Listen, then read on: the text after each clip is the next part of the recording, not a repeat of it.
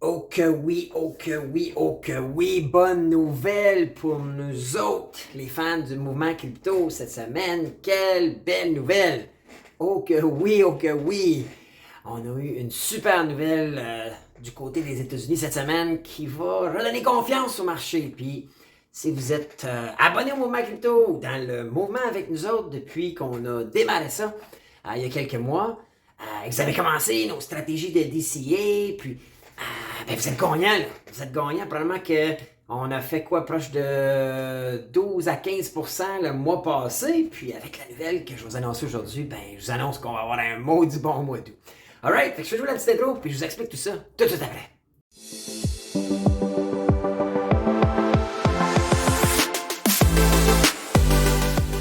Hey, bonjour la gang du Mouvement Crypto, c'est Bruno. Aujourd'hui, je vous parle d'une super nouvelle qui est venue en provenance des États-Unis, qui va être excellente pour nous autres. Mais juste avant, j'ai deux petites annonces. La première, s'il vous plaît, pause likez la vidéo. C'est bon pour l'algorithme. On veut pas être un Instababe ou Instacan ou bien avoir des likes pour avoir des likes. C'est qu'en likant la vidéo, vous envoyez un signal à l'algorithme sur lequel vous écoutez, que ce soit YouTube, Facebook, Twitter, qui démontre que vous aimez ça. Donc, l'algorithme de la plateforme reçoit ces signaux-là et diffuse plus nos vidéos. Alors, nous, ça nous aide, vous, ça ne vous coûte rien, puis c'est apprécié énormément de ma part, puis de la part de mes partenaires du mouvement crypto. Deuxième chose, commentez, posez vos questions. Dites-moi si vous êtes d'accord avec la nouvelle que je vais vous annoncer. Posez-moi vos questions, ça va me faire plaisir. On est là à regarder vos commentaires, gênez-vous pas. C'est bon, ça aussi, pour l'algorithme. Puis enfin, ben, partagez la vidéo. Ça serait bien, juste un petit share. Dites, hey, regardez, si jamais ça vous intéresse, les cryptos, puis taguez des amis. C'est tous des signaux forts envoyés aux algorithmes qui aident la diffusion de nos vidéos. Alors, puis en vous remerciant pour faire ça, OK? On vient de lancer un nouveau concours. Vous savez, ceux qui me connaissent, je suis un fan des concours, j'aime donner avant de demander. Puis je crois que pour le temps que vous passez à écouter les vidéos, à liker, à commenter, à partager, ben j'aime ça vous remettre. Puis je fais des dons c'était là de temps en temps. Mais là, ce mois-ci, on va faire un don d'une carte Visa de 250 $. Alors tout ce que vous avez à faire, c'est aller sur la vidéo puis vous inscrire. OK? J'ai un petit robot là, qui va vous... En fait, le petit lien va vous rediriger sur notre site.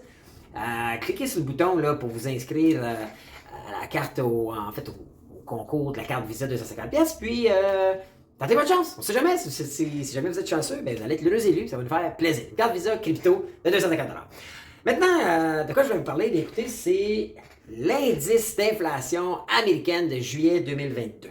Pourquoi que je dis ou je vous dis que c'est une si bonne nouvelle, c'est que le taux d'inflation qui est encore élevé, là, était à 8,5, mais il a sorti sous les estimés des experts. On se rappelle qu'en juin, on est de battre un record de quelque chose comme 40 ans à 9,1.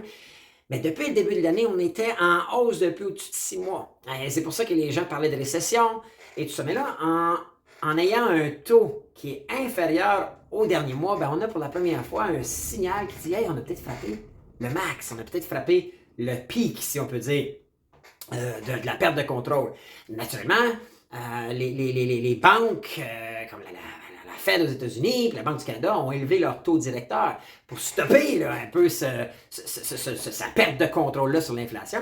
Et naturellement, c'est ce qui était la stratégie. Ça semble avoir bien fonctionné parce que là, on a frappé le 8,5 par rapport au 9,1. Fait que ça, c'est une superbe nouvelle. Puis rappelez-vous que, ici, on est au Canada, naturellement, mais habituellement, le Canada suit les mêmes tendances que le marché américain. C'est souvent très, très similaire.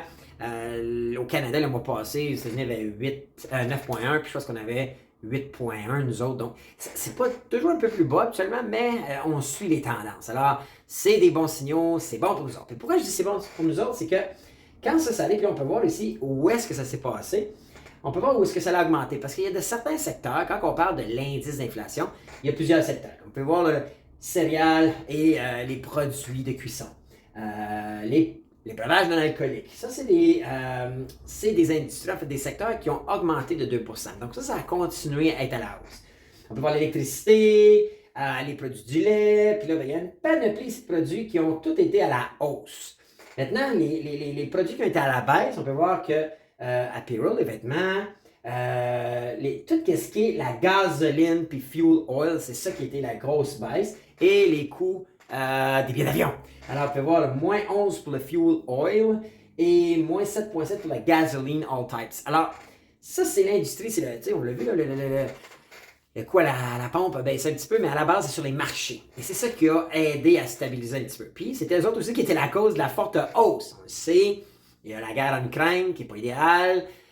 C'est parce que les Russes sont un grand exportateur de pétrole en Europe, puis c'est sur les marchés, ça impacte les marchés. Donc, ce qui arrive quand on a des nouvelles comme ça, c'est que, il faut comprendre, c'est que tous les marchés, naturellement, c'est pas nous, les petits investisseurs, qui influençons les marchés. C'est souvent les gros joueurs, les gros fonds, les banques, ceux qui injectent ou sortent de l'argent des marchés. Et quand les gens sont inquiets, ce qu'ils vont faire, quand ils pensent que ça va construire la base, ils vont sortir leur argent. Ils vont la garder en attendant qu'on aille frapper le plancher. C'est ça qui est l'objectif, c'est de réinvestir après ça lorsqu'on a atteint le plancher. Alors, un signal comme ça fait que là, les gens disent, oh, on va commencer à remettre de l'argent parce que si on a vraiment frappé le pic puis qu'on va descendre le taux d'inflation, ça va vouloir dire que l'économie va reprendre, les gens vont réinvestir. Ce qui était très différent des dernières inflations avec celle de 2022, puis la récession potentielle, puis la dépression suite à ça si on a trop longtemps de récession, c'est que la productivité, ou en fait, il y a toujours eu de l'emploi. On a une pénurie de main-d'œuvre. Donc, ça fait que l'économie reste active. Donc, on avait une genre de récession nouveau modèle ou année 2022, bien que les coûts augmentaient de façon astronomique puis hors contrôle, si on peut dire. La productivité restait quand même. En fait, les emplois restaient hauts. Il y a de l'ouvrage. Donc, c'était comme une nouvelle forme de récession qu'on vivait. Et là, jumelé avec un meilleur contrôle de l'inflation, on voit que les marchés ont déjà repris. On peut voir tout de suite, là, puis je ne vais pas en détail aujourd'hui, le but c'est pas ça, mais si on va juste sur les marchés, vous pouvez voir, juste en fait, là, lors de la journée de l'annonce, on est la journée de l'annonce, ben, le TSX, plus 1,44 ce qui est excellent. Il va frapper le 20 000 points. Bientôt, il est à 19 889. Le S&P 500, okay, qui est les 500 plus grandes entreprises américaines, presque plus 2, le Dow Jones. Donc, vous pouvez voir que les marchés sont tous dans le vert et c'est positif. Et par la bande, il faut comprendre que le marché de la crypto, c'est aujourd'hui suffisamment grand pour suivre les marchés en général. On parle d'un marché avec une capitalisation de 1,1 trillion. Donc, il y a beaucoup de cash là-dedans. Et on peut voir là, tout de suite le marché des dernières 24 heures. On peut voir la colonne ici. Le Bitcoin, plus 2,4%. Ethereum, plus 7,74%. Tether USDC, puis c'est des stablecoins, ça reste à 1$, c'est pour ça qu'il n'y a pas de variation. Le Binance Coin, plus 2%. XRP, plus 2,64%. Cardano, plus 3%. Alors, et on voit que sur la semaine aussi, tout c'est par la bande, mais ça amène un facteur positif. Alors, bonne nouvelle pour nous autres, les investisseurs ou les intéressés au domaine de la crypto. Je pense qu'on va avoir un bon mois d'août. Alors, on va souhaiter que les gouvernements continuent à garder la hausse des taux d'intérêt.